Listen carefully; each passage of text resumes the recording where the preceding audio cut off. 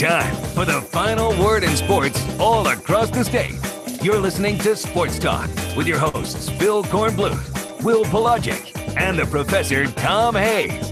You've been waiting all day, so join the show now by calling 800-956-7266. Welcome into Sports Talk, everybody. South Carolina Radio Network. We begin a brand new, exciting week of Sports Talk. From downtown Columbia, the state capital, we are on Main Street because we are the Sports Talk show of Main Street, South Carolina, from the coast to the mountains. Phil Kornblut, Will Pelagic, Professor Tom Hayes, and Brian Leonard, who is sort of like our Ringo Starr. He's the number 4 guy of this band. 800-956-7266. The phone number. Email us at talkback@sportstalksc.com. And, of course, our Twitter feed, which continues to grow. We thank you for joining us on Twitter at SportsTalkSC. Well, I'm going to begin with recruiting because we're into the last week of recruiting for the 2019 signing class. Can you believe that? Last week, coaches can be on the road. Last week coming up, the weekend, the players can get in for visits. Things are happening. We'll update everything that we know for you coming up in a little bit. Tell you off the top that Mikey Dukes, the running back from First Baptist down in Charleston, plans to announce on Saturday at 5 o'clock at his high school gym. Clemson, Syracuse, East Carolina, probably Clemson and Syracuse be the top ones at his list. Probably Clemson at the top, I would think, though he's not said anything like that, just looking at it from the outside. Of course, Clemson picked up a couple of 2020 commitments over the weekend, and South Carolina looks to be in good shape to pick up a 2019 offensive lineman and a 2020 receiver in the not-too-distant future, we think. Tell you all about that coming up. As for basketball, well, Clemson, Heartbreak City at NC State. And South Carolina played Oklahoma State, of course, a very close game. Tough place to win. Oklahoma State, the record is not all that good looking, but as we talked about on Friday night, their strength of schedule, they have played some really good teams. That's reflective in their record. Plus, they were shorthanded with a very limited team and limited depth, but they made some shots, and South Carolina did not in the last 5 minutes. They lost to a team that they were better than, Corn. Let's put it bluntly as possibly as I can. Oklahoma State is not a good basketball team. They're just not. They played well. South Carolina played down to their competition. DeZagua is probably the only guy who really strikes fear into your heart. Maybe Lindy Waters does as well. But other than those two guys, they don't have the kind of talent that South Carolina has, at least raw talent. This game was lost on Friday, at least according to what Frank Martin said Saturday, and he echoed those same comments when he spoke earlier today. They just did not have the same kind of focus and preparation needed to be able to win this game. They did not show aggression on the offensive end. They only got to the free throw line 9 times, all those coming in the second half. Oklahoma State got to the line 29 times, made 23 shots. That's the difference in the game. You can go on and talk about how they didn't shoot the ball well from the perimeter or even from 3, and the fact that Chris Silva picked up fouls in the second half that caused him to be out for a 10-minute stretch of the game. But the fact of the matter is that in that 10-minute stretch, they clawed back and actually took the lead. So, I mean, I can't sit here and say that South Carolina did anything, I guess, from the standpoint of that was out of their control. All the stuff they could control, they didn't do well. Well, the key point is you got a couple of freshmen who showed freshmanitis, turned the basketball over. Although I will say this, he doesn't have a jump shot yet consistently, but Keyshawn Bryant shows to me he is a natural basketball player because he will attack the basket, and not only attack the basket, but also find open guys, because I think he led the team in assists with 5. So if there was a shining light in this game, it was what Keyshawn Bryant did on the road. But, yeah, they did not attack the zone, and that really hurt them. Yeah. Points off turnovers, 14 for Oklahoma State off of 11 Carolina turnovers compared to just 6 for South Carolina off of Oklahoma State's 9 turnovers. They didn't capitalize on opportunities. They didn't show aggression, and they also had some missed coverages. Clemson looked like Corn. They had that game won, and they should have had that game won, if not for some poor play down the stretch in the final 24 seconds. Well, simplify Clemson's situation. Free throws. You got your best free throw shooter. You got an 84% free throw shooter. He's not shooting the bonus. He's shooting the double bonus. And he goes up and he clanks the first two. All right, you still got the lead, and you're in good shape. And Brad Brownell does the right thing. He orders a foul. NC State goes down. They get their 2 free throws. They cut it, and they foul Reed again. You're thinking, okay, he's not going to miss again. Sure enough, he misses 2, and that opened the door for State to go down and hit the 3 at the buzzer. That was a knee-buckling loss for Clemson. That was one to the chin. Fortunately for them, the schedule lightens up over the next week because they get Pitt and Wake Forest and Georgia Tech here coming up, all winnable games. And they need some games that are winnable. And they get Pitt at home tomorrow night at 9 o'clock, if anybody's going to notice. That was a very difficult loss for Clemson, who really you can't blame the coaching because he had them in position to win. He made the right moves, so it seemed, and they played well enough to win. They just had their best free throw shooter miss free throws. Reminds you of last year when in a similar situation in Raleigh, the Tigers go to the line with a chance to ice it. Well, I think it was a chance to tie. Yeah. They were down 1. Yeah, you're right. They were down 2 with a chance to tie, and they sent DeVoe, I want to say. DeVoe. It was Gabe DeVoe, their best free throw shooter, or one of them. He makes the first. I was there. He makes the first, missed the second, and they end up losing, I think, by 1 or something like that. They had a chance. So that's just been a little house of horrors for them of late. I want to go back to the Gamecocks. I think Pro mentioned it. The zone. Yeah, they did not do a good job dealing with that.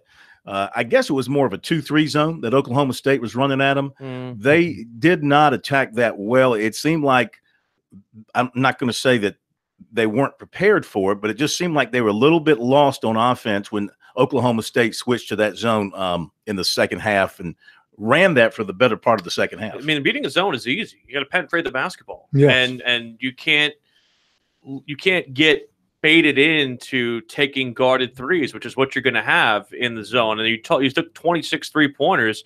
I mean, half of those should be drives to the basket. And if those end up as fouls on Oklahoma State's side, you win the basketball game. I mean, again, I don't want to sit here and belittle Oklahoma State, but that's not a good basketball team they lost to. But they have some individually good players. Like a couple, but I mean, they do. I mean, they got good shooters. Yeah. But but they're a team that is down to 8 scholarship players and is just not even in the same stratosphere as where South Carolina is when they're both playing their best. That's true. You don't need but 5. But no, that place is a tough place to play. And if you're not it wasn't full. It was no, very far. But if you're not used to playing in that arena, the sight lines can get to some players. But the key point is, I thought South Carolina ended up looking like they had a pop quiz, which they shouldn't have had. Because if you think about Oklahoma State and having only 8 players, what can they do to neutralize South Carolina's bigs, especially Silver?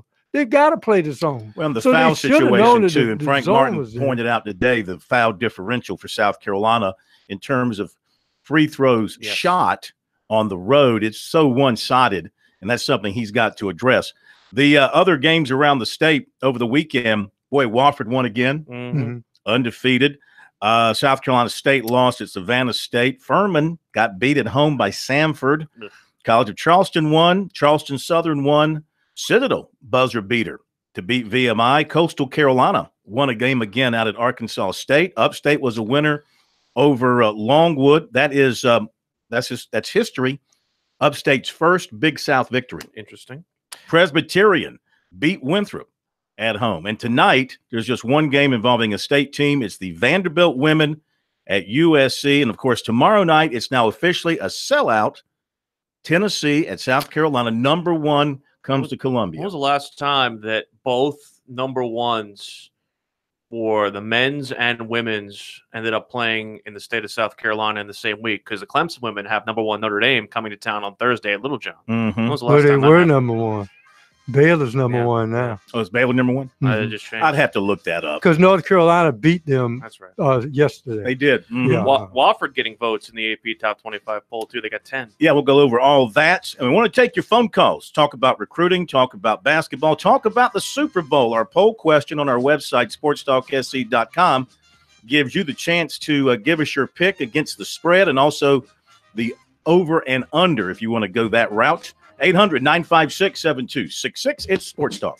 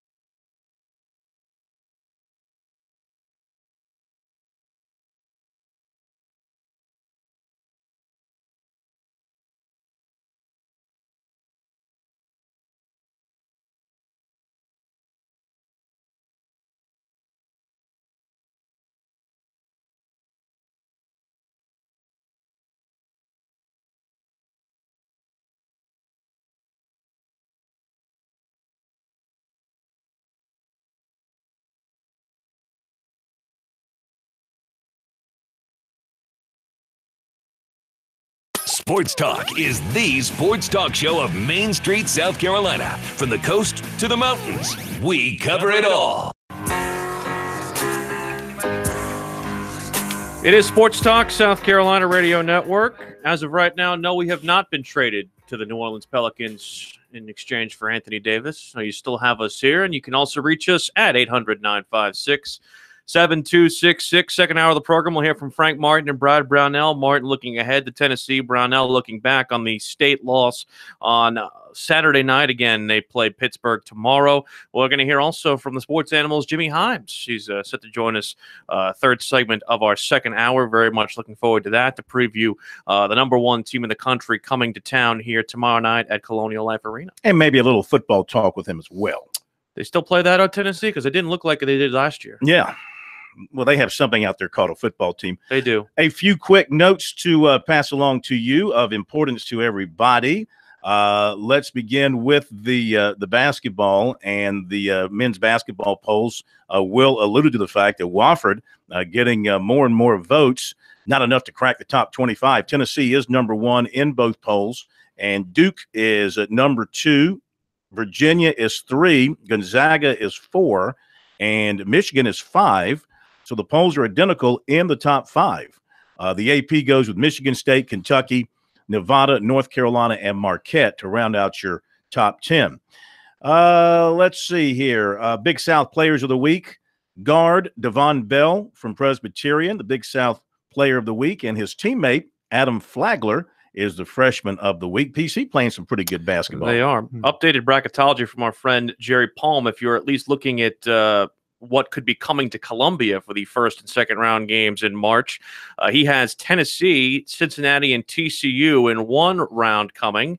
And then on the other side, Duke, NC State, Ohio State, and South Dakota State. That would be a nice little coup for the Midlands, especially because of the fact that you get 2 Tobacco Road teams. And, of course, we all know about the very big propensity of people from the state of Ohio who already live here as transplants or possibly come here as transplants. John Whittle from the Big Spur reported that former South Carolina tight ends coach Pat Washington's been hired as an assistant coach at Appalachian State, nice. Coaching either receivers or tight ends. Wofford announced its football schedule today.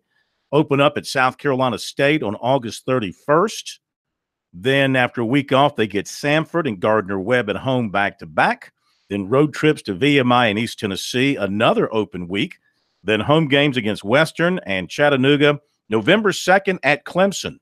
November 9th at Mercer. Furman home November 16th, and then November 23rd at the Citadel. So that's a hot November schedule. November is tough. Noah Campbell of South Carolina named to Baseball America's preseason All-American second team. Announced today, coming off a freshman season in which he hit .270. He's going to have to be a star for the Gamecocks this year to help pick up for the losses off that roster. While Carolina and Clemson are on the outside looking in on the men's tournament side, bracketology on the women's side has both Clemson and South Carolina in the tournament, but both playing in the Albany Regional, which would be, of course, UConn's region. It has South Carolina playing either Harvard or possibly James Madison, depending on how you shake it there. And also Clemson would play South Dakota State in the 8-9 game. And, of course, Storrs, Connecticut, which they'd play a second-round game more than likely against UConn. You said South Carolina versus Harvard? Yes. That'd be interesting for me. Your 2 alma maters. Going against my alma mater. Yeah. And, boy, it'd be tough. Yeah. Be tough. Had to maybe put on the old Harvard cap there and give a cheer. All right, 800-956-7266. Speaking of Harvard, I saw the movie over the weekend about the story with Ruth Bader Ginsburg. Excellent movie. What movie is that? Having to do with equality for women. Yeah. And in the workplace. After a nickname or something? No. On the basis of sex. Yeah. Okay. Yeah. Okay. And it's a great movie. I mean, just so well done. The acting is fantastic, as you might expect, and a great story. So I reckon it gets 5 corns. So I say you feel free to take a look at it. You're reviewing movies now. Do you have a first movie I've been to in like 3 years? Do you realize you're getting your SAG-AFTRA card now after that? You know, I did not watch any football this weekend. No, I watched No Senior Bowl, no Pro Bowl, no nothing. First time since August 17th that I had nothing to do with football. That's roughly 5 months of football, some sort of football, high school, college, or pro, every weekend. I watched both the Senior Bowl and the Pro Bowl. The Pro Bowl has turned into a complete farce. And you had the National Hockey League All-Star game too, right? I watched a little bit of that. Which I read I didn't watch it or read much about it, just saw the headline that said it was a joke. Why? I don't know. The headline said it was a joke. It's not a joke. It's actually one of it's gotten better now. The only All-Star, well, the Major League Baseball All-Star game, and don't forget NASCAR's All-Star race is pretty serious. They go hard in that race. Yeah. Well, all right, to the phones. It's a big payday for that. 800-956-7266. Randy in Charleston, you're up first tonight here on Sports Talk. How are you? Hey, I'm doing great. Thanks, guys, and I hope you all are doing well. Yeah. I was able to listen to the game, the basketball game there with Carolina over the weekend. And I'm not trying to beat anyone up here, be it players, teams, or officials. But I seem to catch a little drift there on some of the officiating as far as fouls called. And I would just, if you guys were involved in it, I'm going to slip out of here and just listen to your comments.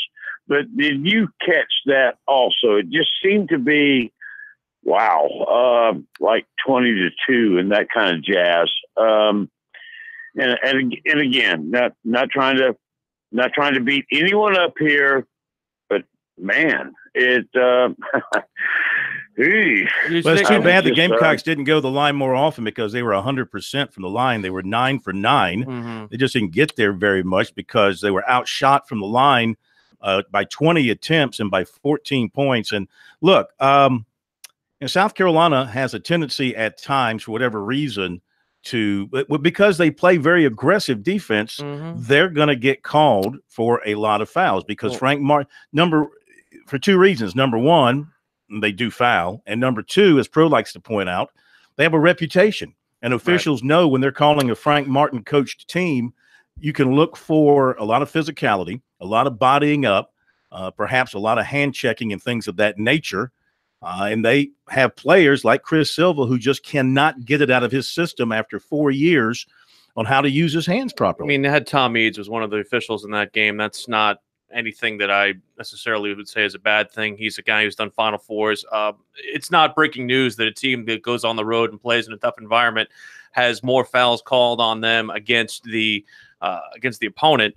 But the fact is, it's the type of fouls that South Carolina was committing. They were committing fouls of overextension 50 feet away from the basket. It wasn't that they were getting bad calls against them. It's that they were committing stupid fouls, and they were not forcing Oklahoma State to foul them on drives to the basket. It had nothing to do with the referees. It had nothing to do with the environment. They were legit calls. They were legit. I'm saying they were legit calls, number one. And number two, they did not force Oklahoma State to foul them. Remember that second half against Clemson last year where South Carolina wasn't whistled for a single foul in like the last 10 minutes of the game? And Frank Martin said, I've never seen a stretch of play like that. It wasn't like South Carolina was doing anything to have Clemson foul them.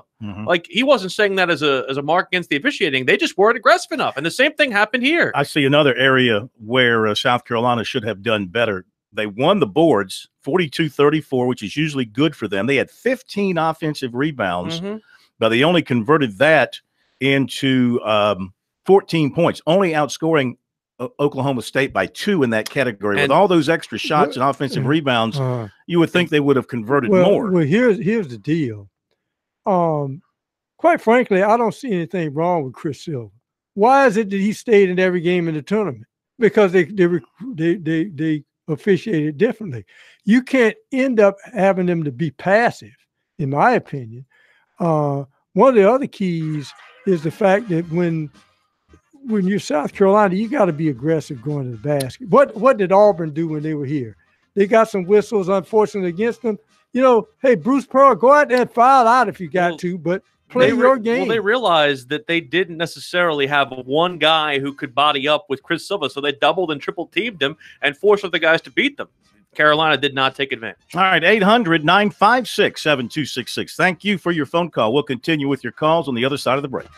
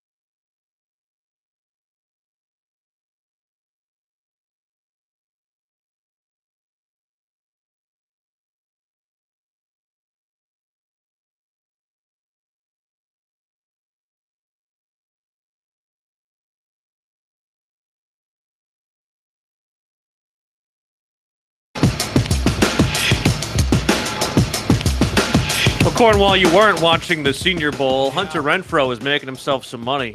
5 passes caught on 6 targets, 63 yards Saturday. I don't do anything that has the word senior mixed in with it. Except the senior citizen discount at the golf course. No, don't take them. You don't. You start thinking like a senior. You start doing things like that, thinking like a senior. You start acting like a senior. Not going there. Former South Carolina receiver Deebo Samuel. I don't want any discounts. Not at a theater. Not at the grocery store. 1 catch, 15 yards, also returned a punt for 13 yards, had a 25-yard kickoff return. He had at least the better part of play during the week. Very, very hard for his skill set to get reps because they're trying to get all those different guys reps. So hard to get a rhythm, but he performed himself well, and as did Hunter Renfrow. Yeah, I'm paying full price until the very end. Oh, To the last breath. Full price. Not giving in. It's temptation. Not giving in to that. My dad temptation. gladly takes he gladly takes a senior citizen discount at the grocery store on Wednesdays whenever if like senior morning or whatever. He'll be walking with a cane pretty soon. One He's thing, in very good shape. one thing I cannot understand about the scouts is this: if you've been watching any action all during the year, why is it that they kept writing when Deebo got into the practices that, those questions he had about his deep speed are over? I said, what was the question? Yeah. Had they been watching? People who don't know draw conclusions. They like to use this particular week or that week of practices because they're going up against NFL level. I mean, the playing field is more leveled, I guess you could say. So from that perspective, they wanted to see how he went up against guys who at least were better matchups for him. Fair matchups. Couple of other quick notes and back to your phone calls, 800-956-7266. D1 Baseball is putting out projections by the day on various leagues. And today they came out with their ACC projection for the baseball season. And Clemson is picked 4th in the Atlantic behind Louisville, Florida State, and Wake Forest. They do have the Tigers projected to make the NCAA tournament. Player of the year is the Tigers shortstop Logan Davidson. In the Big South, it's High Point, your pick to win it. Winthrop is 3rd. Presbyterian would be 6th, followed by Upstate.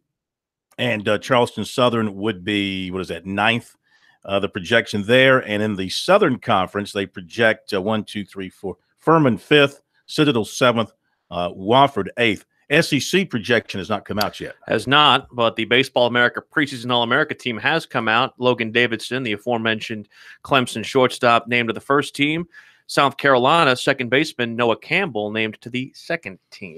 And you mentioned the bracketology from Jerry Palm, and what a good-looking regional that would be for Columbia if all that came to fruition. Tennessee, NC State, Duke, Ohio State, Cincinnati. Place would be packed. He still has Wofford as a 12 seed at this point. And that's probably, if the Terriers win out in the league and win their tournament, I could see them perhaps moving up another notch or two, maybe to an 11. Very difficult in the 1-bid league to get higher than a 12. Don't you think they'd be worthy of an 11? They have the metrics, but again, it's very, very hard in a non-bid league unless you have some quality out-of-conference scalps, which I know beating South Carolina, at least from the standpoint of where they sit, it made a lot of people's eyebrows raise here, but the fact that your only other non-conference, you really don't have another non-conference win that really compares to that. You have losses to North Carolina, Oklahoma, Kansas, and Mississippi State. Yeah, their net is 31. Their strength of schedule is 109. Their non-conference strength of schedule is 83. And they are 1-4 against Group 1 teams. So you're saying their league brings them down a tad? Just a tad. All right, 800-956-7266 is our phone number. Clemson's net now is 59 after the loss on Saturday, and South Carolina net is down to, where'd they drop? They went from 102 to what? They were 102. Where'd the Gamecocks fall to? Couldn't have fallen that far, could they? Yes. Yes, they could. 140s. Is that right? By the way, one of the reasons they're off my sheet. By the way, one of the reasons NC State is in there is because the most powerful man in South Carolina is an NC State grad. So he wants the most powerful man in South Carolina. Mm-hmm.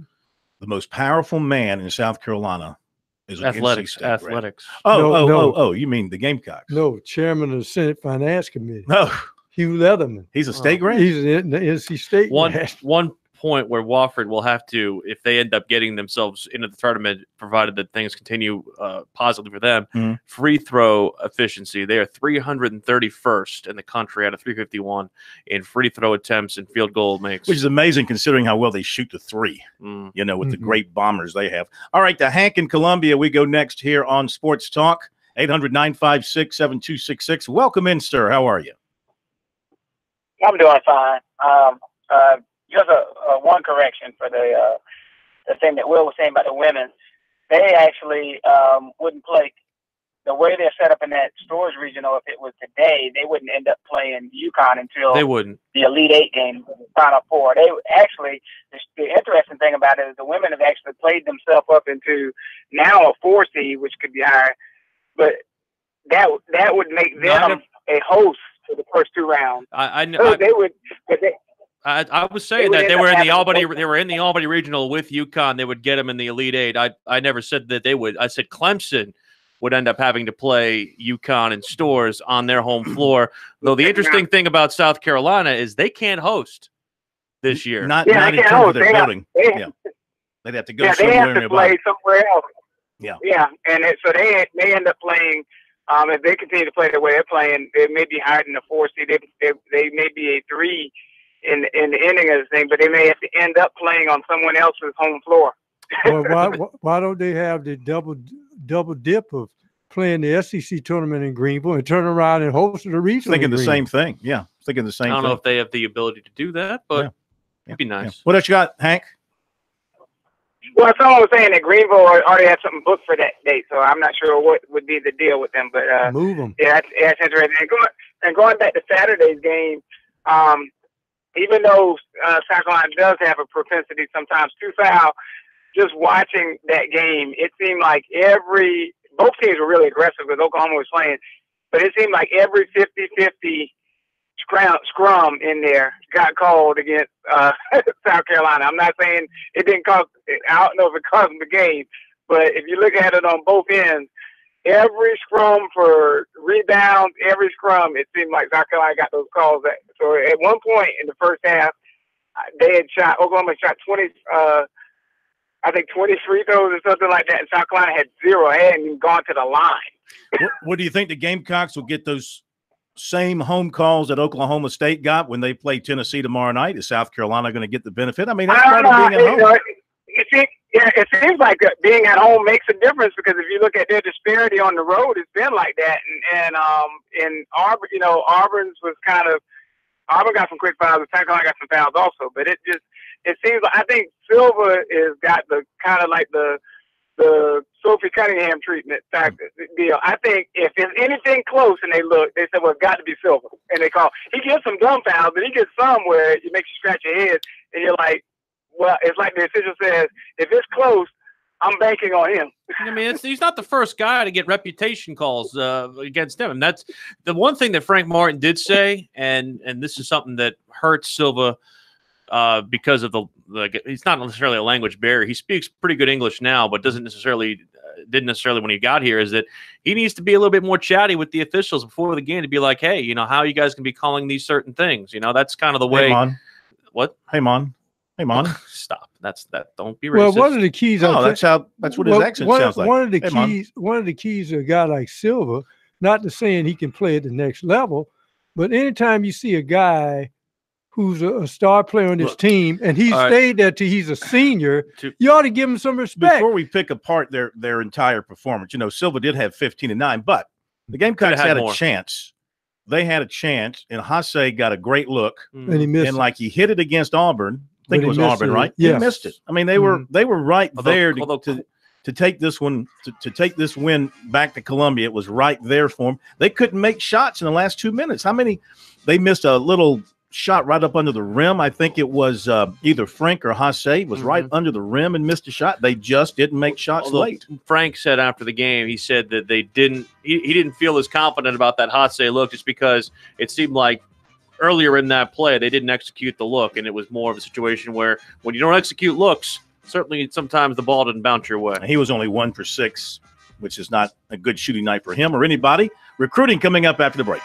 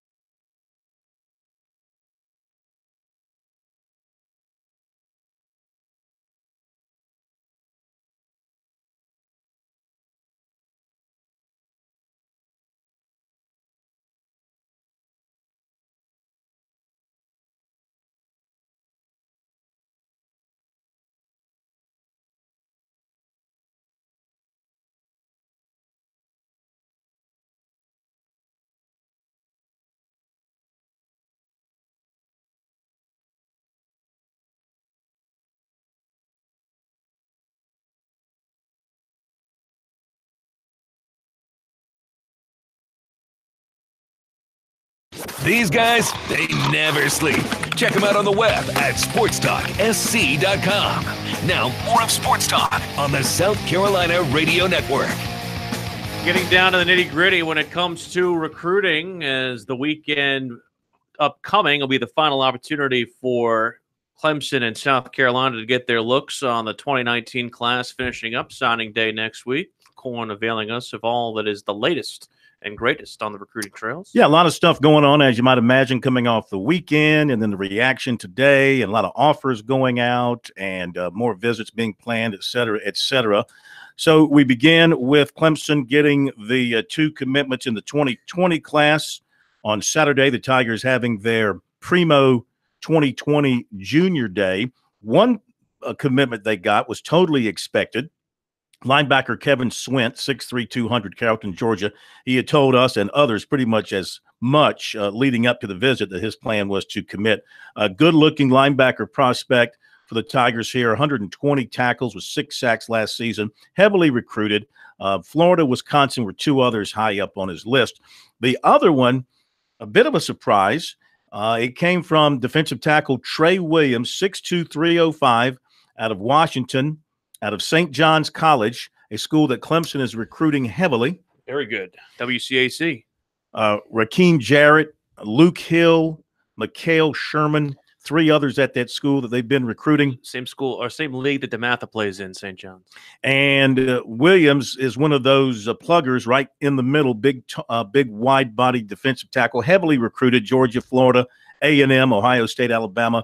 It appeared Ohio State had the early edge for him, and Georgia was also mentioned prominently, but it turned out to be Clemson. I'm surprised that they don't recruit that area a lot more exclusively now because of the fact that it is such a good league. Some stuff from today.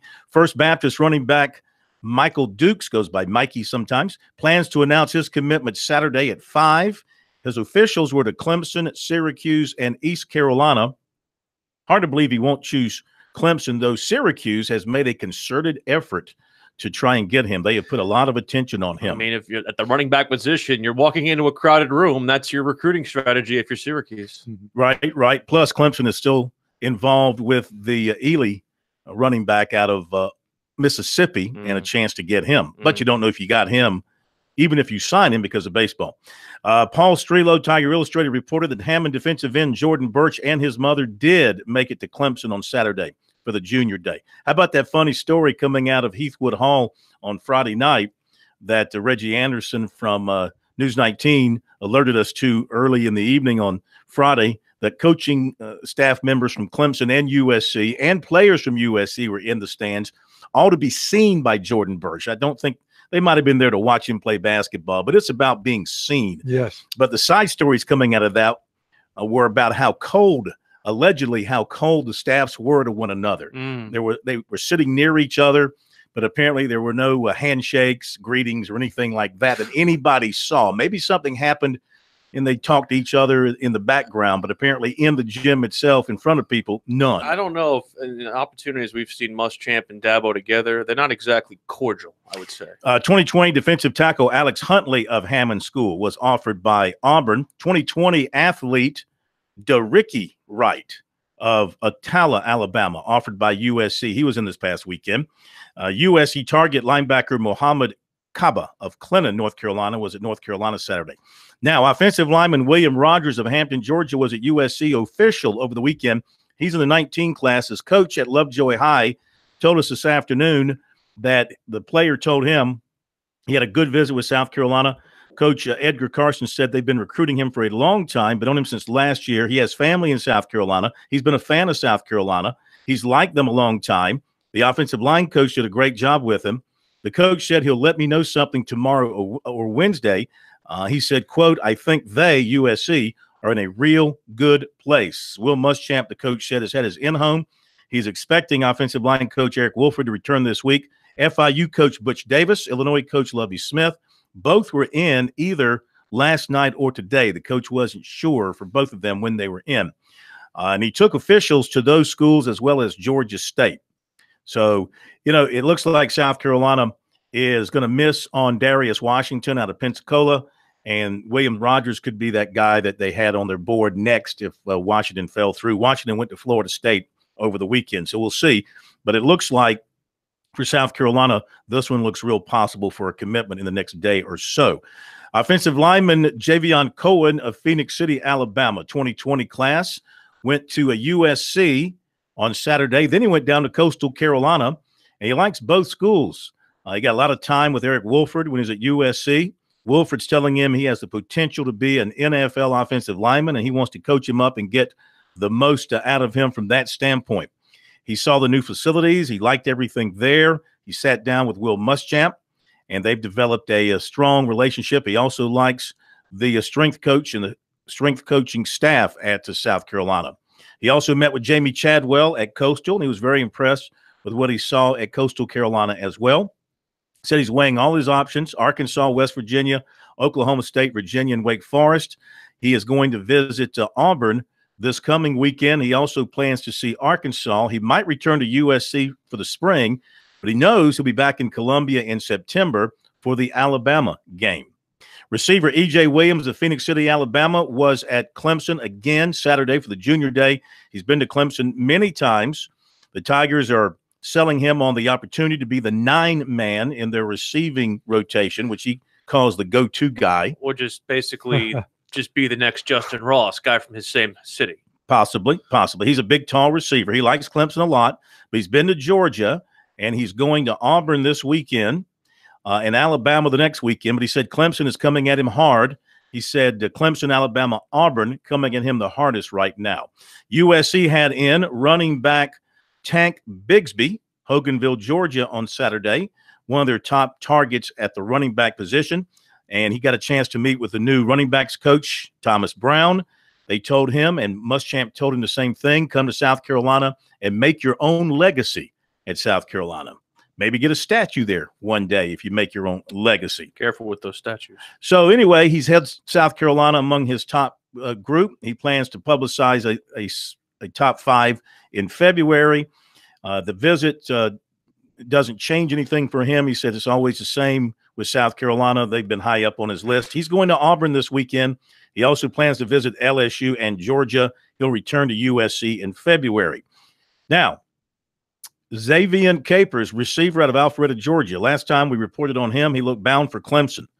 But he visited South Carolina instead of Clemson this past Saturday, and now the Gamecocks look in the position of strength with him for a possible commitment in the not-too-distant future. He said that with Clemson, from talking with them and looking at their their depth chart at receiver and who they're bringing in, he just didn't see a whole lot of opportunity for him there. South Carolina looks much more appealing to him. He came in with his siblings and his father. His mother, who's a nurse, and she's from North Charleston, was not able to make it in. But they liked everything about what they saw and heard from Will Muschamp and Brian McClendon. They have been recruiting him hard for an extended period, and they told him, he said that they told him that not only do they need a player like him, but he's the type of player to help them win championships. So he said, as of right now, I would say South Carolina is number 1. Now, he got invited to go to Auburn this coming weekend, but if his mother, who's a nurse, is able to get off work and come to Columbia, he plans to come back to Columbia with her so she can see things. And something could happen on that visit if indeed he makes it back to Columbia this coming weekend. Now, the funny thing about him was, you might recall this story. He came to the Georgia game with his mother, and he pulled into the parking lot, and they wouldn't let him park. There was a snafu with his name apparently not on a list or something. He got turned away. And so they ended up having to go back home. Couldn't even get into the game for the Georgia game.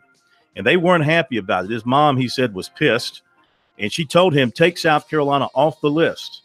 But Muschamp got in touch, apologized, straightened that out. He came back for the A&M game with his mother. They had a great time. And so that all got resolved, and they're back in good standing with him. If they can get him after that, it would be a coup.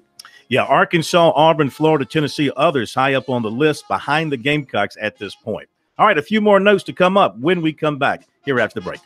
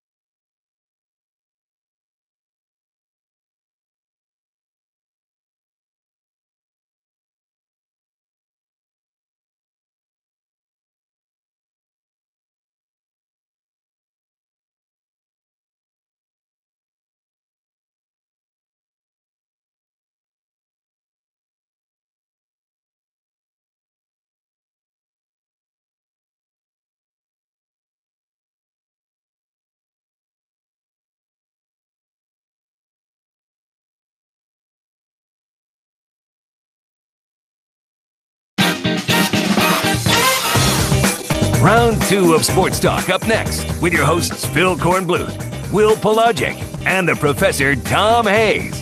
Don't leave us hanging. Join the show, 800-956-7266. All right, let me wrap up the recruiting here as we get into hour number 2 of Sports Talk. We had so much from over the weekend, as you might imagine. It's funny how things have changed. I mean, years ago, when you're talking about wrapping up the weekend, you're talking about a bunch of official visits related to that year's signing day. Now we're talking about, from this past weekend, just one official visit. That was at USC. Everything else now is a big junior day. But now these juniors are rushing to make decisions. Some of them are. Got to get your spots. Yeah, that's right. I mean, the whole process, I was thinking about, why this process has been sped up so much. And I really believe a lot of it has to do with the evolution of the internet recruiting networks, because to produce material, what they had to do, of course, is when one class was finishing up, they had to start writing about the next class. Yes. And so the next class of guys, stories would go out about offers and potential visits. And then they started writing about the class after that as well. The whole thing, I think, got sped up originally because of the recruiting networks needing material to feed to their subscribers, because after signing day, you got to have something to write about. Plus, so they were already working on the next class. Most guys are trying to promote themselves now too, and things of that nature. All right, let me finish up what we've got here. So I told you about Xavier and Capers. Keep a watch out on that. 2021 tight end Hudson Wolf of Savannah plans to visit USC. Savannah, Tennessee. Plans to visit USC this weekend. He has a Gamecock offer. He was offered by Tennessee today. Linebacker Caleb Hartley of Lyons, Georgia, was at Clemson and Furman Saturday. Blythewood linebacker Patrick Godbolt, Dutch Fork tight end Jordan Springs committed to South Carolina State. Quarterback Ross Malmgren of Dallas, Georgia, committed to Charleston Southern. Defensive end Anthony Britton Jr. of McDonough, Georgia. Running back Bud Cheney of Lehigh Acres, Florida.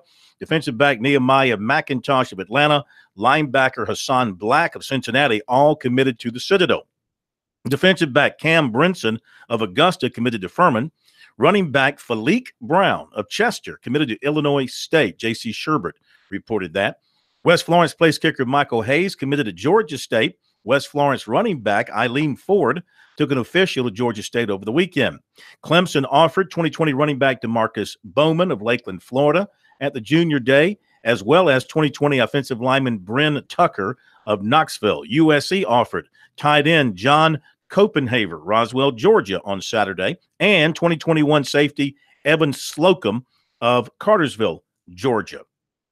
So they go into Cartersville, Georgia, just a couple of years too late to get the hair, but they're trying to get the safety there. Offensive lineman Mitchell Mays of Raleigh visited Clemson on Saturday.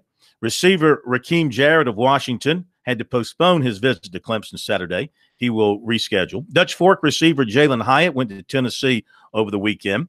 Nothing from cornerback Jamie Robinson of Leesburg, Georgia over the weekend. Didn't visit anywhere. He took his officials to USC, Auburn, Kentucky, and Tennessee. USC target defensive end Kedrick Bingley Jones of Kannapolis, North Carolina, went to NC State over the weekend. USC target linebacker Mohammed Kaba, I said that already, visited North Carolina over the weekend. USC targets defensive lineman Jaquez Sarles and cornerback DeQuantius Watts. They went to Penn State and Louisville, respectively. And another, Darius Washington, went to Florida State. Clemson target running back Jerrion Ely of Jackson, Mississippi, went to Ole Miss over the weekend, where he was formerly committed. This afternoon, USC offered 2020 defensive back Ishmael Ibrahim of Dallas, Texas. And I just got a message from offensive lineman Javion Cohen of Phoenix City, Alabama. He took an unofficial to Georgia Tech this afternoon, and now he says he's taking some time off, not going to visit anybody else until the end of February when he'll go to Auburn. So we remind you to stay with us as we continue to cover recruiting as best we can via our website, SportsTalkSC.com, also on our Twitter feed at SportsTalkSC. Of course, our reports here on Sports Talk. We also have our recruiting podcast, which we do weekly, that comes out usually late on a Sunday. There for your listening pleasure. I'm there. You listen to it? I didn't think so. I never listen to your podcast either. So take that. I've stopped doing mine. Because? Too much time spent doing what we do here. Yeah, that's right. This is a time-demanding operation that we have. All right, so there you go with all that. Let's update basketball. USC women are playing Vanderbilt 15-5 at the CLA, and they're off to a 15-5 start. Mm-hmm. Remember when Vanderbilt used to be really good in women's basketball? And their coach went to Ohio State. Duke is playing at Notre Dame. This will probably be a rout tonight. 12-2, I think. 12-2 Duke. Duke. Yep. Mm-hmm. Okay. Last night, Saturday night, Frank Martin's squad at Oklahoma State took a 74-70 L. He spoke to the media earlier today, not only to look back at Oklahoma State, but look ahead to #1 Tennessee. In 4 non-conference road games, we've been outshot from the foul line 128-57. So it's hard to win on the road if you don't get to the foul line. It's something we've gotten past it. One of the reasons we were fortunate to win at Florida and at Vanderbilt was that we did shoot free throws, but that hampered this team in November and December. Was our inability to shoot free throws away from home, and it kind of resurfaced on Saturday. So hopefully we can get back to playing the right way, which we're going to have to. Tennessee gets to the foul line, so we have to offset one of their strengths, which is shooting free throws, by being clean with our coverages defensively, being able to rebound, and then shoot free throws against them, which is not easy to do. You talked obviously a lot about Chris's fouls this season. How important in a game like this where he's going up against a guy like Grant Williams or an Admiral Schofield, how important is it for him to be a little bit smarter in how he plays them and not picking up fouls early? Yeah, I mean, Grant is just like Chris, plays with the same aggression, same style. You know, one of the greatest compliments that's ever been paid to my teams was not this preseason before last year, us coming off the Final Four.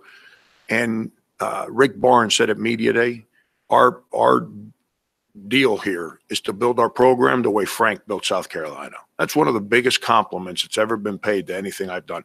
Number one, because I respect the heck out of Rick Barnes.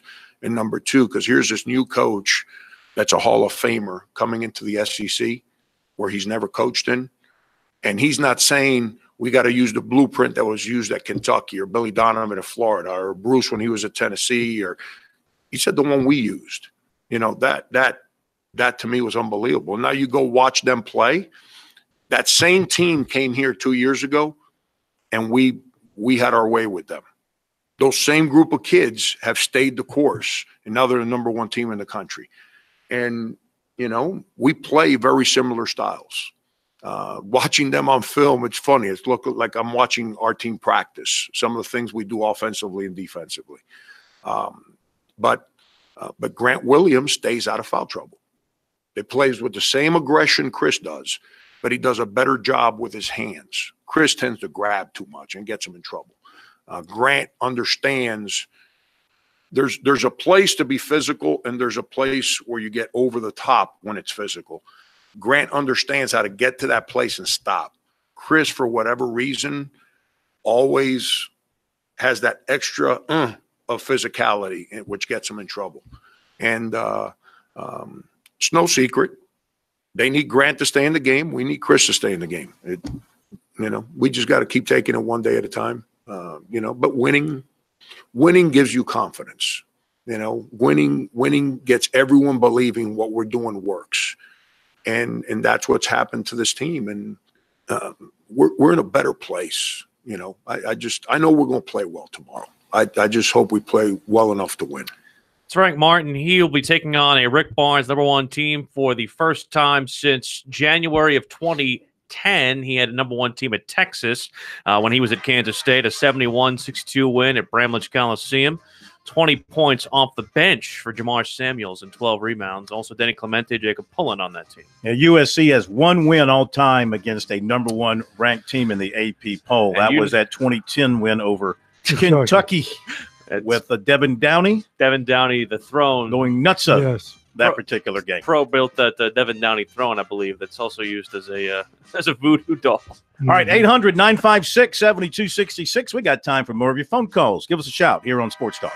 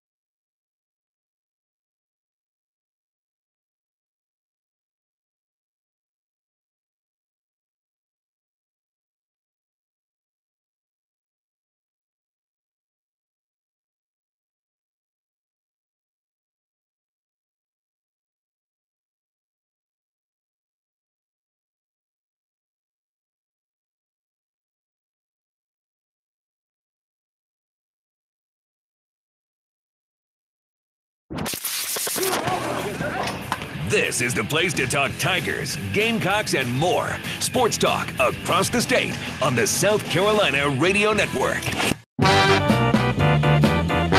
Don't know if you saw this, Corn, but the former Gamecock Whit Merrifield has gotten a sizable commitment from the folks at the Kansas City Royals. He'll be signed through the year 2023. He'll make $1 million this year, but then signed a 4-year, $16 million contract, which will keep him again a Royal until 2023, proving no trades, of course. Average annual value of $4 million. He'll make $5 million in 2020, and then it'll escalate kind of up and down. 2023 is the big year. He will have $10.5 million coming to him in that year, which will be making him 34 years old. What do you do? Lead all of Major League Baseball in hits last season? What a great year he had. All right, 800-956-7266, our phone number here on Sports Talk. If you'd like to join in, we've got some room and time for your calls. South Carolina women up on Vandy, 22-16, late in the opening quarter.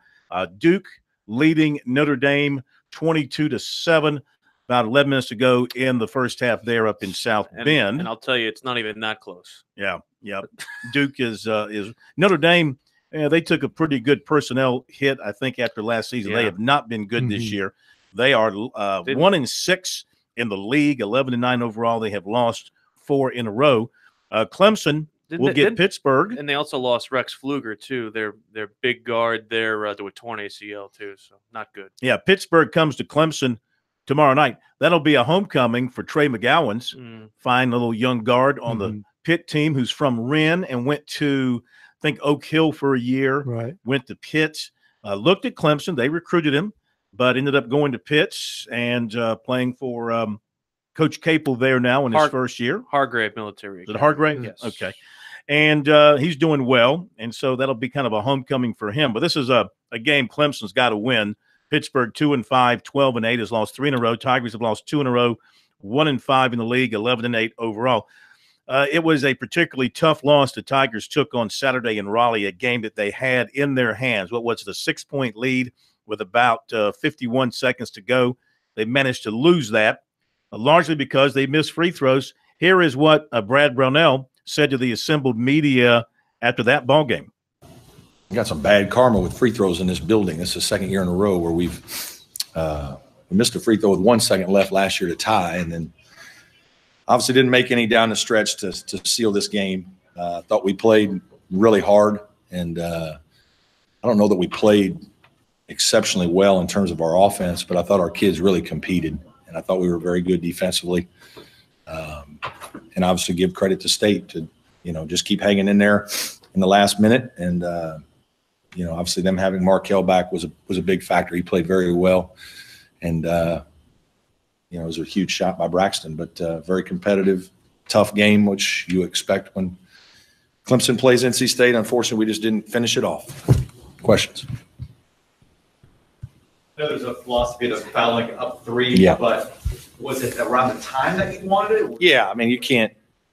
Braxton Beverly caught it in the corner, and maybe he's going to dribble it, maybe he's going to shoot it, whatever. He wasn't in a great position, but that's a hard one. 9 seconds is okay. You'd be better if it was 5 or 6, but it's not going to get to 5 or 6. They're probably going to shoot it, and your chance of then fouling a guy when he's trying to make a shot is really good. So it was a little bit of a tough break, and I don't think the foul bothered us as much as the missed free throws. Obviously, we had our best free throw shooter up there. That's going to be my question. I'm assuming Marquise was exactly the guy. Yeah, he's I don't know what 86% free throw shooter, and he's made thousands of free throws for us to seal games, and he's our best player. And it's just a tough break. Feel bad for him. All right, Brad Brownell, and that's a heartbreaking loss for them. He had that John Starks look about him against the Pacers. It was not a good look. Like what just happened? Well, like not wanting to be at the line, basically, like the look in his eyes. Oh, you're talking about Marquise? Yes, yeah. Trey McGowan's, by the way, is averaging 14 points and about 4 rebounds, 2 assists per game. I hate to keep beating this drum. It really makes me sick to see these South Carolina raised basketball players going somewhere else and just I'm happy for them that they're excelling. I'm not talking about having any angst against the fact that they're doing well. I'm just sorry they're not doing it in a uniform of a Clemson or a South Carolina or a Wofford or a College of Charleston. I mean, I just look at the players this year from South Carolina who are just having great individual years. You start with Zion Williamson. You throw in Trey McGowan's. You look at John Morant's. And those are just three without even thinking real hard. There are others. The kid at Georgia, Claxton, is another one. Now, it was going to be hard to keep Claxton in state because his family were Georgia people. His dad went to Georgia. Yeah, so that was going to be tough. His mother went to Georgia, too. Yeah, that was going to be tough. But it's just – and I know what you're going to say. You know, you got to recruit the people outside the state, and I give you that. I'm going to give you another. Using South Carolina, for example, and Clemson. I'm going to give you another angle. They've got some fine players outside the state who are playing well for them. Would you trade Keyshawn Bryant, the future that Keyshawn Bryant has at South Carolina, for an Aaron Neesmith? I don't know. Neesmith seems to be the more refined, complete player as a freshman compared to Bryant, but Bryant, I think, has a lot of upside. I'm going to give you a personal anecdote. So I was at the gym today, and there is I don't want to give away who I saw, but I saw somebody who played on the Final Four team who has access. I'm pretty sure he has access to South Carolina's workout facilities, working out at my crappy gym, which is not to throw out the name of the gym, but it is. I wouldn't do that if I were you. One of the cookie cutter like chain gyms, and it's one of the worst and most value priced of it. But the fact of the matter is, if he's working out at my gym, what does that tell you about South Carolina's facilities and where they're at? Because this is a guy who has access to a Division I men's basketball facility. Maybe he just didn't have time to get over to you. USC's got great. Have you seen the new basketball offices and facilities I've seen the facilities. I've seen the weight room. It's nothing compared to what is at this gym, and it's not even a good gym. And in proximity of where it is to South Carolina's facility, truly find that hard to believe. It is less than 5 minutes from South Carolina. I will say this. I'm telling you, if he's going to this gym as opposed to South Carolina's gym, which is 5 minutes away, what does that tell you about South Carolina's facilities? It tells me he wants to go away from that gym and want to work out on his own without being bothered. That's what it tells me. I'm telling you, it means to me that he's not proud enough to go to South Carolina's facilities because of the fact that. Did you ask him? I did not ask him. Well, then you don't know. I didn't want to bother him. Well, you should have asked him. I didn't want to bother him. It obviously bothered you. You should have said, hey, so-and-so, why didn't you? I'm just telling you. That's something. That's a personal anecdote for me. And again, it just goes to show me again that people who are in this state know the good, the bad, and the ugly when it comes to these two basketball programs. But if when it comes to their histories, when it comes to their facilities, somebody who was a member of the Final Four team, as you said, that was a very tight group. Yeah. And as a group, those guys all talk very glowingly about their time at South Carolina, about their experiences, about the school, and about everything with the basketball program. I'm not saying they're not proud of it. I'm just telling you that what does that tell you about what their facilities are? It doesn't tell me anything. If I had access to a Division I men's basketball recruiting facility that was good enough, or not recruiting facility, but a workout facility that's good enough, I wouldn't be going to this gym. They just spent millions refurbishing the locker rooms, the weight room. Look small. It's very small. Their basketball, their workout facility. But as I said before, I'm going to look that up. Sometimes a guy doesn't want to be on the campus. He wants to go somewhere else. Now, here's the key point. I think for high school kids in the state, for whatever reason, it's fashionable for basketball players to go out of state. I don't know what that is.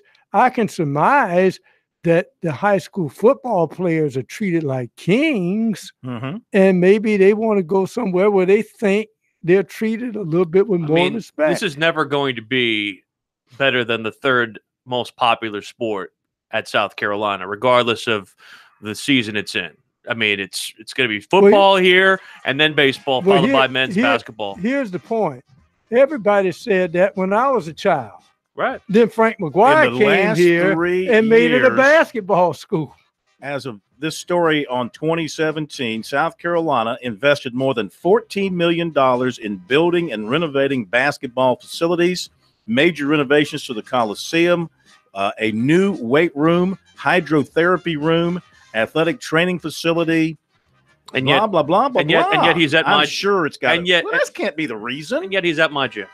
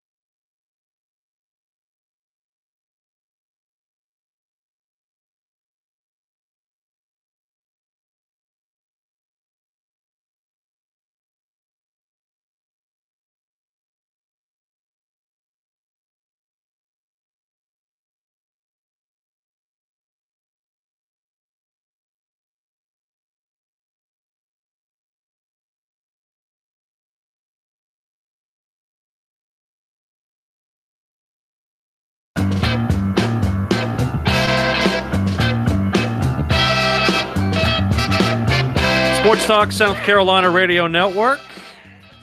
Number one team in the country coming to Columbia tomorrow in person of number one Tennessee. And whenever we have anything involving the University of Tennessee, we check in with the Sports Animal Zone, Jimmy Himes. Corn. Indeed, indeed. The question is anybody in Knoxville paying attention? I love Jimmy. He's great on the radio, but I more fondly remember him from his days with the Knoxville News Sentinel. Is that paper still around? Barely. It's like all of them, really, honestly, Jimmy. That's so sad. That's so sad. But anyway, good to have you with us, my man. Always love hearing you and reading your stuff. Nobody knows the Vols like Jimmy. So, yeah, are people alert and paying attention to this number one basketball team in your land? They're loving it. The attendance has been terrific. The capacity at Thompson Bowling Arena is like 21,600. They had 22,000 plus for the West Virginia game. Oof. Now, one of the things that they do that's a little bit quirky is that they've got about 700 seats in that arena that have an obstructed view, so they don't count them among the capacity. But there were people that didn't care.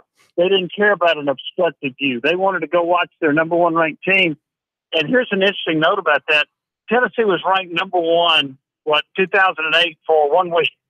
They have only played 2 games at home as the number one ranked team in the country in history. And so that was one of them against West Virginia. So, this fan base is excited about what this basketball team is doing. They're excited about Rick Barnes. They're excited about these players. And the other part of that is that these fans have kind of embraced the guys that have been there a long time, like Grant Williams and like Admiral Schofield, Kyle Alexander, Jordan Bone, Jordan Bowden.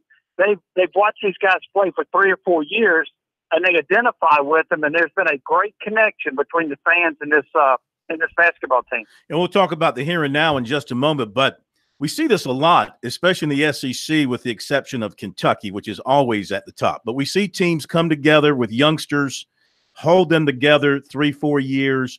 They grow old together, they get better together, and they rise to the top. South Carolina did it a couple of years ago with 4 or 5 guys who've been in the program for a long time. They went to the Final Four. So is this Tennessee reaching that point at the very top, and then they're going to lose these guys and come back down, or is this program built for a little bit of a run now? I think they're built for a run. I think they'll have Grant Williams coming back. It may be a 50-50 proposition. I've seen some mock drafts that have him late first round. I've seen some mock drafts that don't have him drafted at all. So I think where he might project to be drafted will impact him. But they'll have Lamonte Turner back. They've got several really key players coming back. They'll lose Schofield and Alexander, and then they've got a 5-star guard coming in, Josiah James. But the reason I think this is sustainable is because Rick Barnes and his staff, they do a great job of developing players. There is only one player in Tennessee's top 8 that was better than a 3-star, and that's Yves Pons from France, and he's been moved out of the starting lineup. So that tells you how well Tennessee has done developing players, and it's because of that I think it'll be sustainable. I was going to ask you a little bit about this, Jimmy, just because from the fact that Grant Williams, I think he's odds-on favorite to be player of the year in the conference. And, given what he did last year down the stretch and what he's done this year, I'd be shocked if he stays. Why are his pro prospects such that it doesn't seem to match what he's doing on the floor? Is it size? Because, he's 6'6" guy that plays on the inside. Now, there haven't been a whole lot of Charles Barkley's out there, okay? Obviously, he was a brilliant player. Hall of Famer, played in an Olympic team and so forth. But you don't see a lot of guys that size who can't shoot outside be really good in the NBA. So that's his concern. He's not a very good outside shooter. He's an outstanding post player. He's got very good length about him. He's got good fundamentals. He's not a great rebounder. He's a good rebounder. He doesn't rebound like the round mound of rebound Barkley, but he's averaging maybe 7.5 to 8 rebounds a game. But he's averaging 20 points a game. So, to a lot of people I've talked to that NBA scout type players, they don't necessarily think his game translates to the NBA because of his lack of size and his lack of ability to shoot a 3-point shot. When you look at this team, Jimmy, especially when you talk about Schofield and Williams, it's hard to find guys who really work hard and can shoot and play inside tough defense, but also think the game like a guard. These guys seem to think the game. And, of course, Grant Williams was recruited by an Ivy League school, but that's neither here nor there. But how much is that really tantamount to the success of Tennessee, that you got front court players who actually work and think at the game? Well, what's interesting is that when Schofield got to Tennessee, he was basically a 6'5" back-to-the-basket player. But he has turned into an outstanding three-point shooter. So he has made himself that. Grant Williams is still a back-to-the-basket. That's when he's at his best, back-to-the-basket. But he can shoot the jumper from the elbow. He just doesn't have more range. But they have a very high basketball IQ. Jordan Bone, the point guard, I don't know if there are 5 point guards in the country playing better than he is. He's got a very good basketball IQ. So does Lamonte Turner and Jordan Bowden. So I think these guys not only are smart about the game, they play well together, they understand each other. And one of the things that they have done that has gotten a lot better, I mean, 2 years ago, Rick Barnes will tell you they were a bad defensive team. Last year, they were a very good defensive team. And right now, I think this still holds true. I think right now they still lead the SEC in field goal defense. So they're a really good defensive team, very good IQ, a much better offensive team than they were a year ago. And I mentioned the other day on our show, I think one of the strengths of this team is they really don't have any weakness. Yeah, they do look well put together. You look at the numbers like you were mentioning, they do all the little things well, shooting overall, free throw shooting, defensive numbers look good. It's a solid team. This is a team, Jimmy, I would imagine that the Vols fan needed, because football has been going through so many problems. Baseball hasn't done much for you. Women's basketball, of course, is not where it's been over all the decades. This is the right team at the right time for a Tennessee sports fan? Absolutely. You hit it on the head. And it somewhat mirrors what Bruce Pearl did at the time he came here. Football wasn't doing great. It was doing all right, but not great. And football has struggled here for the better part of a decade. And then to see this basketball team lift up everybody's spirits and to see this team ascend to -- ranking. I mean, I mentioned earlier, this is only the second time in the program's history it's been ranked #1. So that has carried a lot of pride with this. And going to a game, it's not going to a game anymore. It's like an event. Mm-hmm. Everybody wants to go there, and they want to be seen, and they want to be a part of this thing. And so it has really captured the fancy of the fan base here, and the folks just love them. And the players and the coaches have endeared themselves to it. So it's really kind of fun to see how this has evolved. We know, of course, the way things work in this conference. When you go on the road, it's very, very tough to win. Last time they went on the road against Vanderbilt, a team that's they ended up getting forced to play in overtime. What about that contest showed off some of the chinks in the armor of Tennessee? Well, here's what's happened to me, in my opinion. So when Tennessee started that SEC play, they annihilated Georgia, and they went to Missouri and won by about 24. Mm-hmm. Those are the 2 best SEC games they have played. They have not played 40 minutes of their best basketball since. They have had lulls during games. I think 3 of the last 4 games in the second half, they've allowed the opponent to shoot over 50%. So they've had some stretches on defense where they haven't played that well. They started out the game against West Virginia ice cold. They were horrible shooting the basketball. Mm-hmm. It was 19-7 with about, 11 or 12 minutes left in the first half, and then they got hot on offense. The point is they have had some stretches on offense and defense where they haven't been very sharp, in contrast to the Georgia games and the Missouri games. So what happens during those stretches, it's a question of how long do they last and how quickly do they snap out of them. But they're not playing as well or as sharp as they did in those first 2 conference games. That's one reason they struggle to beat Vanderbilt. That's one reason they struggle to beat Alabama. And now they didn't have much trouble with West Virginia toward the end of the first half, but this team has not been able to avoid bad stretches on offense and defense in recent games. And so I guess that would be the only flaw that I see with this team. Also, Schofield's been in a slump. He hadn't shot well the last 3 games. At some point, he'll snap out of it. I don't know when, but when he snaps out of it, you'll also see a better basketball team. Thank you so much, Jimmy. We got to hit a break. We really appreciate it. Looking forward to the Vols in town tomorrow night. Back in a moment.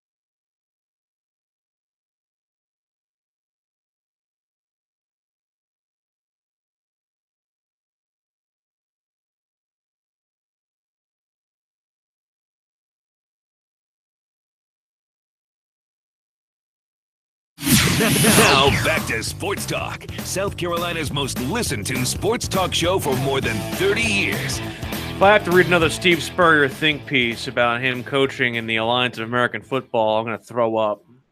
Mike Bianchi of the Orlando Sentinel once again reaching Steve Spurrier and him once again talking about how he wasn't the same coach at the end of his time at South Carolina that he was either at Florida, Duke, or at the beginning of his time here with the Gamecocks, saying that he didn't necessarily like having to throw away his play calling duties and become more of a CEO. And apparently, according to Jerry, he's up all night drawing plays, which are all around their happy as a room. pig in slop. It's very, I mean, happy for him. I mean, listen, the guy's 73 years old. He's had a fabulous career.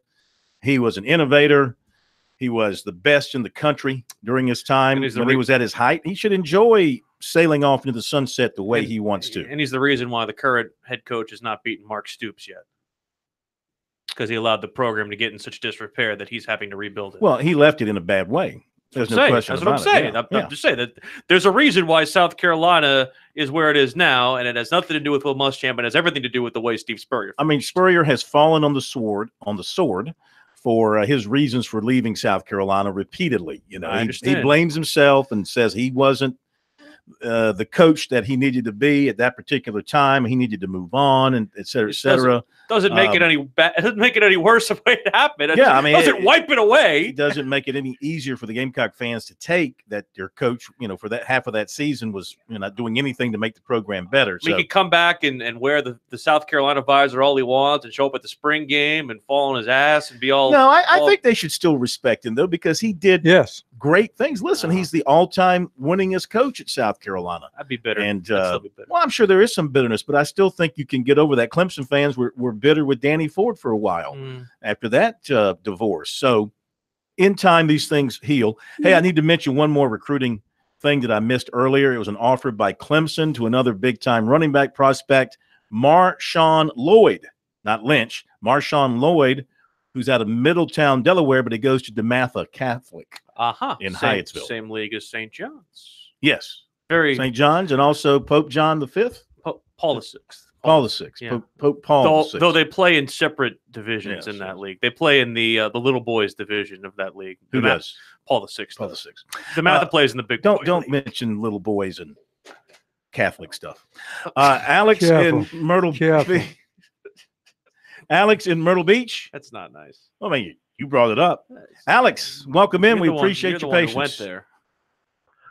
No problem. I actually enjoy it. I've been walking around out here in the country with my dogs the past 20 minutes. Have you been listening to the recruiting podcast? Absolutely. Well, like I always said, look, recruiting's number one. Like my father used to always say. Yes. But I've been out here enjoying it. It's chilly. I've been out here with my dogs for 20 minutes. I'm ready to go. I'm going to make this quick, so I want to get back inside. So I'm kind of asking, I'm going to say, I'm ready to get off the air, but I got just two quick questions. And the first one, just say kudos and salute to the gentleman the past hour who called about the Carolina game against Oklahoma State and about those fouls. I watched that game and I also listened to it on the radio, and I would replay it when the play-by-play guys at USC would say something about the fouls. And that play calling was absolute. I mean, the fouls were absolutely atrocious. And Hasse went up for, Hasse went up like wouldn't touch him. A lot of that, not even touching it, and not even touching the other players. I understand the home court advantage, but that, I understand sometimes you got to go on the road and all that, but that was just over the line. And I just want to say, I want to salute those guys who called about that. So I just want to say that quickly. And it's just sometimes. Yeah, I understand. We understand this parts of the game. It's like, listen, I have thin hair, right? My hair's thin, and it could be humid. I deal with it. Sometimes it's windy, and you have to deal with it. But when it's humid and windy, I'm having that kind of a bad hair day. That's unfair. So maybe I'd like to ask this before I just get that analogy. Kind of make an honorable mention from the University of Missouri School of Journalism analogies. And the second thing, quickly, is about I heard about the player for USC, Merriweather. Hello? Yes. Brett, the Gamecock, who's now in the major leagues. With Merrifield. Merrifield. With Merrifield. Yeah, okay, but wait a minute. I when I first heard of 60, I thought they said 60 million. I couldn't remember 16. Now I heard you're saying 16 million for 4 years. I don't understand how he's making what, $4 million a year for what, 4 years, and you got this player for the Dodgers asking for over what, 300 million, and Harper 400 million. About 7 years and younger. I'm gonna get off the phone. How do they come up with those kind of numbers? So anyway, I'll get off the air and listen to your show. Manny Machado is about 7 years younger and is more of a home run hitter. I think the agents have a dollar bill clock on the wall, and they just spin the dial for their agent and said, all right, let's see where this thing stops. Okay, we want to ask for 30 million a year for 5 years here. Now let's spin it again. Okay, we want 35 million. I'm not sitting over 5 years. I'm not sitting here and saying there weren't bad calls in that game. I'm not saying there weren't bad calls in that game. I'm also saying you only shot 9 free throws and you have only yourself to blame. That's my thing. USC women are having a bit of a tussle. Well, one of the key with points, Vanderbilt. Can we get an update? Yeah, 40 to 38, Vandy leads at the break. That's surprising. One of the South Carolina got off to the big lead. Yeah. They did. One of the keys to Frank Martin is one of the things that people say he's fiery or whatever. But here's the thing that you can argue with Frank. When Frank is on the road, he needs to get a technical sometimes. He won't do that though. He does not like to get technicals. No. And sometimes when that officiating was going that way in the first half, I'd have gotten a technical. I'm sorry. I'm getting somebody. That's the thing. It's just fiery as he is towards his players. He does not extend it to the refs. But again, here's the other part of this. And again, he made the point is that the calls and the fouls that they made were all made and came, for the most part, 50 feet from the basket. Like, when you get calls there, it's like you're asking the referees to give you reputation the calls. referee should swallow his whistle. That's my opinion. All right, final minutes tonight. If you want to jump on board, 800-956-7266. So this is the Super Bowl week in Atlanta. Could be a little snowy. Yes. In the next couple of days. Teams are there, and I think today is the media night. Are they doing that now? Going on presently, and that is an event that you do it once. You don't do it again. Yeah, Lee Sterling will be with us on Friday night back in his slot to share some stuff with us related to the Super Bowl and prop bets and things of that nature. And got a bunch of prop bets here that were sent to us by our good friends at Bet Online. For example, here's a couple of the prop bets that are out there that you can get at Bet Online. One of them is, will any member of the Pips join Gladys Knight for the national anthem? I know there's one where they actually omit a word in the anthem. Gladys Knight's attire during the anthem. Do you have an over-under on the time? There is one about omitting a word. Yeah. Don't see a time. Gladys Knight's microphone during the national anthem. On the mic stand, not on the mic stand, or a headset. Madonna mic. Will any scoring drive take less time than it takes Pink to sing the wait a minute. How many national anthems are we having? Oh, maybe one of them is singing America the Beautiful? I don't know. It's got this one says Pink and this one's got Gladys Knight. Maybe they just wanted to take a shot at Pink. I don't know. Mercedes-Benz Stadium roof open at kickoff. Yes or no? No. Pink sang it last year. Okay. Maybe that's just a typo. Yeah. Here's one to think about. How many times? What's the over/under on the number of times Tony Romo will correctly call out a play before it is wrong? That's hard to have jurisdiction. I tell you what, people came out of the woodwork during the AFC Championship game, just lauding his work. Well, he's been good all year. It's been happening over the last couple of years. Yeah. But the reason it happened this past week is because he was so spot on with predicting the plays, and it was the most watched AFC Championship telecast in about 5 years. And he's still no John Madden. And the reason being is this: that might be a good. He is so short from being removed from the game. He prepares his broadcast like he's preparing for a game. He watches the film, he sees the formation, and he makes the call. I want him to analyze the hold on the snap on an extra point. Analyze that, Tony Romo, and get back to me. That'll do it. Think about that. That was a cheap shot. Think about that overnight. Cheap shot. We'll see you tomorrow. Have a great night.